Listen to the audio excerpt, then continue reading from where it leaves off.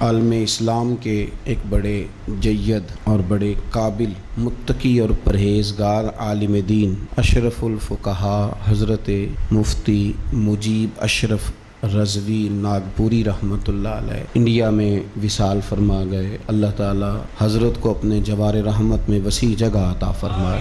بہت سارے ملکوں میں حضرت کا فیضان ہے، بہت سارے لوگ آپ کے تربیت یافتہ ہیں، شاگردوں کی عقیدت مندوں کی تعداد بہت بڑی ہے، بے شمار آپ نے مدارس قائم فرمائے۔ مجھے بھی حضرت صاحب سے نیاز مندی کا شرف حاصل رہا، بریلی شریف میں بھی، مکہ مکرمہ میں بھی، مدینہ طیبہ میں بھی، مینا میں بھی اور عرفات میں بھی۔ میں نے انہیں بڑے قریب سے دیکھا اور میں نے انہیں سنت اور شریعت پر سختی سے عمل کرتا ہوا پایا۔ اپنے مزاج کے لحاظ سے انتہائی شفیق تھے، نرم تھے، لیکن شریعت پر عمل کرنے کے حوالے سے ان کی طبیعت میں بڑی سختی تھی۔ کل صبح ان کا وصال ہو گیا۔ اللہ تبارک و تعالی ہمیں ان بزرگوں کے نقوش قدم کو سمجھنے کی اور اس پر چلنے کی توفیق رفیق عطا فرمائے۔ 3 سال مسلسل حج میں میری ان کے ساتھ رفاقت رہی، میں ان کی خدمت میں حاضری دیتا، ان سے بہت کچھ سیکھتا، بہت ساری چیزیں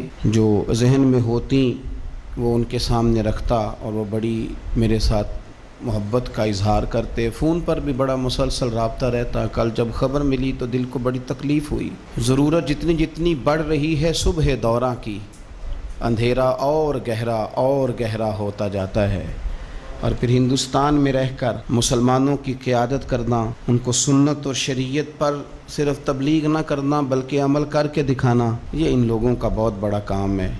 اور میں سنی سنائی بات نہیں کر رہا، میں نے انہیں قریب سے دیکھا۔ انہوں نے 30 کے قریب حج فرمائے اور میں نے ان کی بڑی دلچسپی دیکھی، اللہ کے گھر سے اور رسول اللہ کے در سے بڑی دلچسپی۔ مجھے یاد ہے کہ میں مدینہ شریف میں تھا تو میں نے فون کیا حج کے موقع پر، چونکہ مسلسل 2 سال ملاقات رہی تو تیسرے سال میں نے فون کیا تو فرمانے لگے میں سوچ ہی رہا تھا کہ ان کا فون ابھی تک کیوں نہیں آیا، اور سوچ رہا تھا کہ مجھے ہی کہیں سے نمبر مل جائے تو میں ان سے بات کروں، تو آپ تشریف لے آئیے۔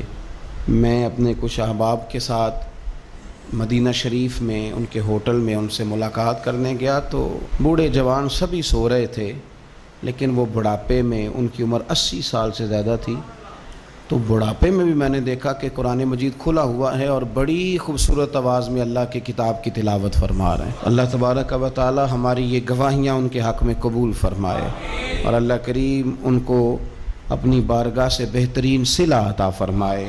آمین بجاہ نبی الکریم صلی اللہ تعالی علیہ وسلم۔